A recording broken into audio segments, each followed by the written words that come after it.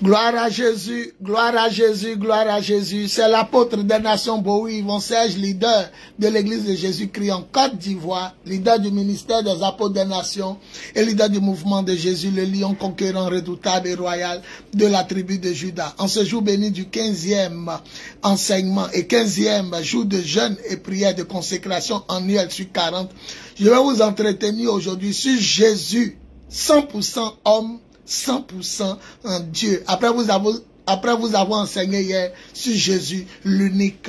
Il faudrait savoir que l'écriture est claire, mais beaucoup feront semblant de ne pas accepter que Jésus soit 100% homme et Dieu. L'écriture déclare en Romains 1, verset 2 à 4, que nous avons annoncé l'évangile de Dieu qui concerne son fils Jésus-Christ, lequel était côté humain, descendant de David et côté Dieu ressuscité d'entre les morts par la puissance de l'Esprit. Donc en tant qu'homme, Jésus était descendant de David, mais en tant que Dieu, manifesté fils de Dieu lors de sa résurrection. Donc déjà nous devons savoir que l'écriture déclare un côté homme, un côté Dieu, un côté Dieu, un côté homme. L'écriture déclare aussi en Luc 3, le verset 23, que Jésus a commencé son ministère lorsqu'il avait 30 ans et il était descendant selon ce que l'on disait et non selon ce que Dieu disait, selon ce que l'on disait. Donc les gens rapportaient de lui qu'il était le fils de Joseph jusqu'à Adam, fils de Dieu. Mais Dieu n'a jamais dit, et Jésus lui-même, il n'a jamais dit je suis le fils de Joseph. On dit c'était ce que l'on disait, l'on croyait de lui. Non, il n'était pas le fils de Joseph. En Jean chapitre 10, le verset 34, Jésus a été clair. Il dit Dieu et moi, nous sommes un.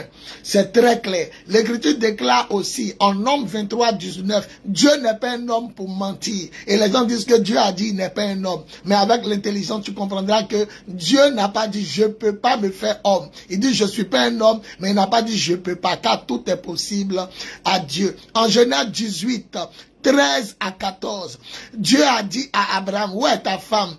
L'an prochain, à la même époque, Sarah aura un fils. Sarah s'est moquée, elle a commencé à rire. Elle a 89 ans, son mari a 99 ans. Comment elle peut prendre une grossesse?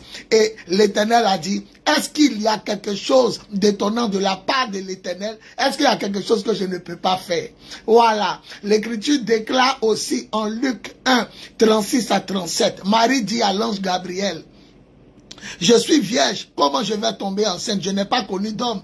L'ange lui a dit, ta cousine Élisabeth, celle qu'on appelait la vieille, la stérile, elle est dans son 6e mois de grossesse, car rien n'est impossible à Dieu. Vous devez savoir qu'en Hébreux 13, verset 2, il est écrit, recevez bien les gens qui viennent chez vous, car certains ont reçu des anges sans le savoir. Donc il y a des gens, vous les voyez en forme physique, c'est pas des hommes, c'est des esprits, c'est des anges. Si un ange peut prendre la forme humaine, un esprit peut devenir homme, à plus forte raison Dieu peut devenir un homme. Genèse 6, 1 à 6, la Bible dit, les anges sont venus coucher et elle est fille des hommes et bébé même est né. Comment un ange qu'on ne voit pas peut avoir des rapports sexuels avec une personne qu'on voit? Donc Dieu aussi qu'on ne voit pas peut devenir visible. C'est tellement simple. 1 Jean chapitre 4 verset 2, la Bible dit, voilà comment on reconnaît que quelqu'un a l'Esprit de Dieu. Lorsqu'il confesse, il reconnaît que Jésus est devenu un homme. Or, quand on dit devenir, ça veut dire il n'était pas, il est devenu un homme. Jésus est apparu en chair. Voilà, 1 Jean chapitre 4, 2. Voilà. Et l'Écriture déclare aussi en 2 Corinthiens 5, 16 à 17. 2 Corinthiens 5, 16 à 17. L'Écriture déclare que nous avons connu Jésus comme un homme. C'est Paul qui parle. On l'a connu comme un homme, mais maintenant, on ne le connaît plus comme un homme. Nous avons connu Jésus de façon purement humaine, mais maintenant, nous ne le connaissons plus ainsi. Il n'est plus un homme pour nous. Il y a trop de passages bibliques. La Bible dit, sans effusion de sang, il n'y a pas de pardon. Selon la loi de Moïse, tout est purifié par le sang. Et tant que le sang ne verse pas, il n'y a pas de pardon. C'est pourquoi Jésus lui-même est apparu comme un homme pour verser son sang et racheter l'humanité perdue depuis le jardin d'Éden par la tromperie de Satan sur les ancêtres Adam et Ève. Voilà, donc c'est écrit en Hébreux 9, 22. Sans que le sang ne coule, il n'y a pas de pardon. Ça, c'est le temps de la loi. Et vous devez savoir qu'en Hébreux 1, verset 8 à 9, l'Écriture déclare, Hébreux 1, verset 8 à 9, l'Écriture déclare que Dieu lui-même, il dit de Jésus, oh Dieu, ton Dieu t'a oint. C'est pas quelqu'un qui parlait, c'est un Dieu lui-même qui parlait. Il dit, oh Dieu, ton Dieu t'a oint. Avant de dire ton Dieu t'a oint, il appelait Jésus Dieu. Et même Dieu, comme lui-même Dieu il est. Oh Dieu, ton Dieu t'a oint au milieu de tes frères. Voilà. Il faudra savoir aussi qu'en hébreu, il faudra savoir aussi en hébreu 1, 2, le verset 14 à 15, que Jésus est venu au milieu de ses frères afin de devenir semblable à eux pour pouvoir mourir pour eux, participer à la nature humaine et mourir. Il est devenu homme pour vivre comme les hommes afin de pouvoir mourir pour racheter les hommes. Hébreux 2, 14 à 15. Voilà, vous devez savoir maintenant qu'il y a 7 points qui démontrent que Jésus était 100% homme, 100% Dieu. Nous terminons l'enseignement ainsi. Pour nous montrer qu'il était 100% homme, il est né d'une femme, comme tous les hommes. Mais pour montrer qu'il était 100% Dieu, ou qu'il est 100% Dieu, il dit, j'existais déjà avant que le monde soit fait. J'existais déjà avant que le monde soit fait. Jean 17, le verset 3. Même avant que Marie ne naisse, j'existais. Il a dit aussi en Jean chapitre 8, il a dit aux Juifs, avant qu'Abraham ne naisse, moi-même je suis déjà là. Donc, pour nous montrer qu'il est 100% homme, il est né d'une vierge, comme il est né d'une femme, comme tous les hommes sont nés de femmes, mais pour montrer qu'il est 100% Dieu, il dit j'existais déjà avant ma maman. Jean chapitre 17, le verset 3. Pour nous montrer, numéro 2, qu'il était 100% homme et 100% Dieu, Jésus a eu faim dans le désert. Il a jeûné 40 jours. 40 nuits, sans manger. La Bible dit au 40e jour, il eut faim. Ça, c'est pour nous montrer son côté homme. Pour nous montrer son côté Dieu. Il a pris 5 pains et 2 poissons. Il a nourri 5000 hommes, sans compter les femmes et les enfants. Oh, les femmes étaient plus nombreuses. Et même aujourd'hui, les femmes dans nos assemblées sont plus nombreuses que les hommes et les enfants alors. Et il a nourri 5000 hommes, sans compter les femmes et les enfants. Et la Bible dit, tous mangèrent et furent rassasiés. Et on emporta les morceaux qui restaient, qui remplit 12 corbeilles encore de ce qui restait. Donc pour nous montrer qu'il est homme, il a eu faim. Mais pour montrer qu'il est Dieu, il a multiplié le pain et tout le monde a mangé, sans compter les femmes et les enfants. Tous les hommes ont mangé, sans compter les femmes et les enfants.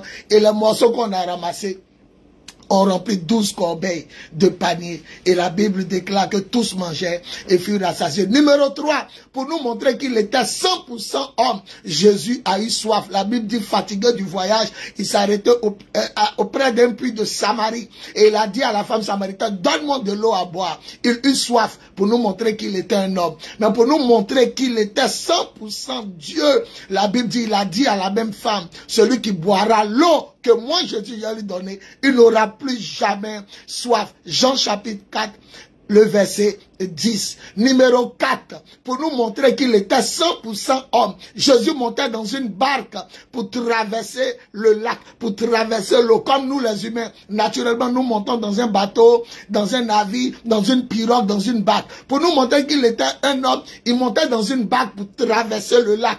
Mais pour nous montrer qu'il est 100% Dieu, la Bible dit à 4 heures du matin, il a marché sur l'eau pour rejoindre ses apôtres.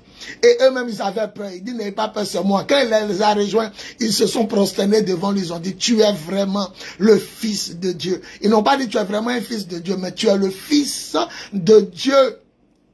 Voilà. Numéro 5, pour nous montrer qu'il était 100% homme. Lorsque son ami Lazare est mort, la Bible dit il a pleuré, comme tous les hommes qui pleurent à la mort d'un être cher, d'une personne chère. Mais pour nous montrer encore qu'il est 100% Dieu, la Bible dit il a crié, Lazare, sort, et le mort sortit. C'est-à-dire, Lazare est mort depuis 4 jours. Même sa soeur dit, il sent, il est pourri, dévoré par la vermine, les vers, les bêtes. Mais quand Jésus l'a appelé, c'est Dieu seul qui appelle les morts à la vie.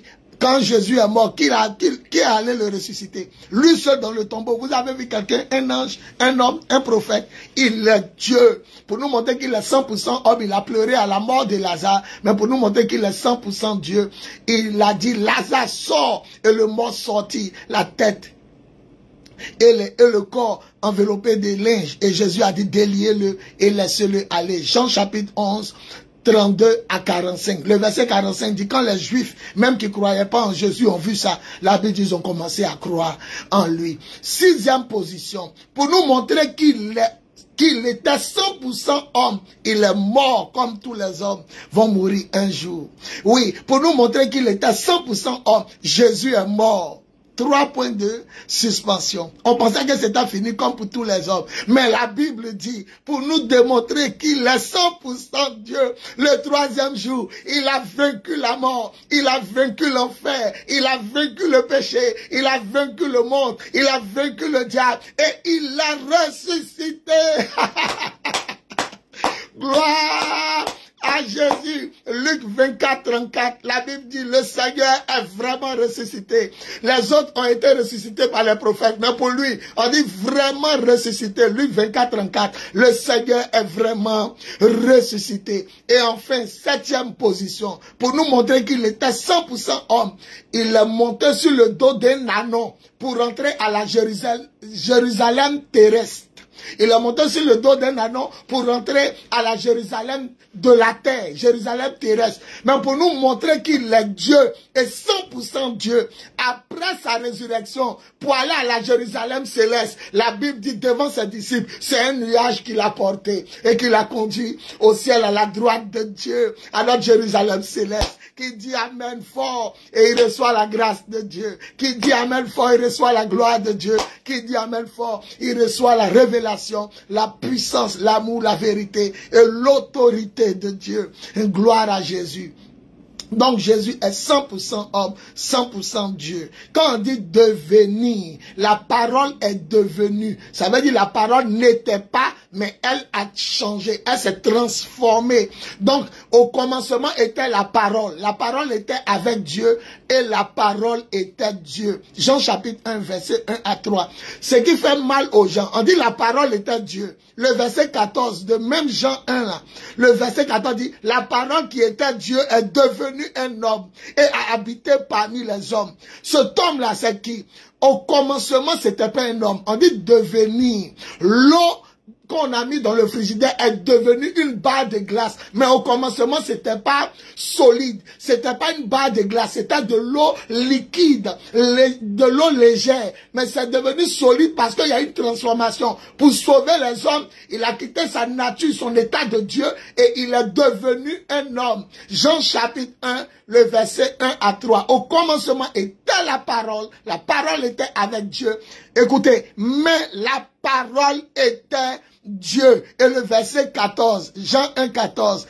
Et la parole qui est Dieu est devenue un homme et a habité parmi les hommes, plein de grâce et de vérité. Nous avons vu sa gloire. La gloire que le Fils unique reçoit de son Père. Écoutez, c'est de lui que Jean a parlé, il s'est écrié. C'est de lui que j'ai parlé en disant, il vient après moi, mais il est plus grand que moi. Car moi, Jean, Jésus existait déjà avant moi. Jésus existait déjà avant moi. Jésus existait déjà avant moi. Alléluia. C'est impossible que Marie et Joseph soient ses parents parce qu'il existait avant eux. C'est lui-même qui est leur parent. C'est lui qui est leur père et leur mère. Alléluia. Quand vous prenez un homme qui aboie, il fait comme le chien. Il se met à quatre pattes comme le chien, comme tout autre animal à quatre pattes, mais il n'est pas le chien. Lorsque vous voyez quelqu'un se naturaliser dans une autre identité, un Ivoirien peut se naturaliser français, un Français Ivoirien, un Ivoirien peut se naturaliser américain, comme un Américain peut se naturaliser Ivoirien. Mais quand on dit sa nationalité d'origine, on dira d'où tu viens. Ton origine, au commencement, il est ivoirien. Quelles que soient les nationalités que je vais prendre, que je vais adopter, quels que soient les pays qui vont m'accepter, mais je suis ivoirien d'origine, de père et de mère. Voilà, donc vous devez savoir que lorsqu'on dit la parole est devenue, ça veut dire la parole n'était pas un homme, elle est devenue un homme. Jésus est 100% homme et 100% Dieu. Quand vous lisez le livre de Philippiens chapitre 2, le verset 5 à 11, ça c'est clair. On dit il est Dieu depuis toujours. C'est fini.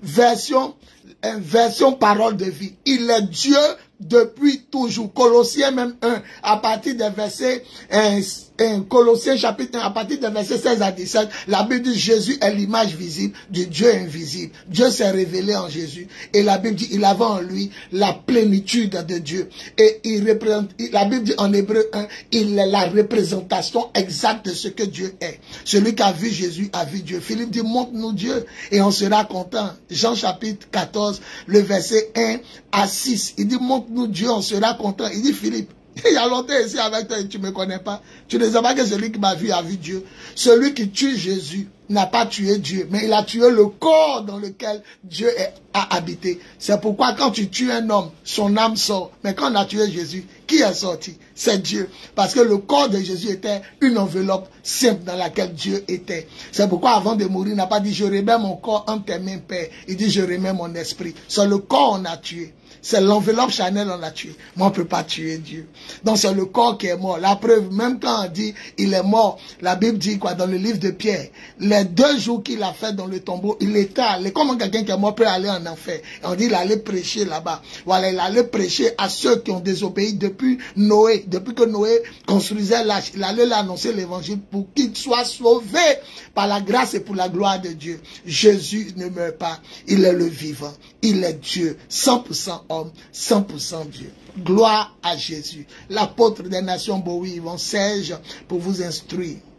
Leader des lions de la tribu de Juda. Plus 225 07 08 01 65 07. Plus 225 05 05 64 78 32. Plus 225 01 01 48 47 54. 100% homme, 100% Dieu. Jésus, il n'y a pas ton Dieu. Il n'y a pas ton Dieu. Il n'y a pas ton ange. Il n'y a pas ton homme. Il n'y a pas ton prophète. Tu es unique et véritable. Tu es vraiment Dieu, la parole de Dieu et le Fils unique du Dieu vivant. Amen, amen, amen.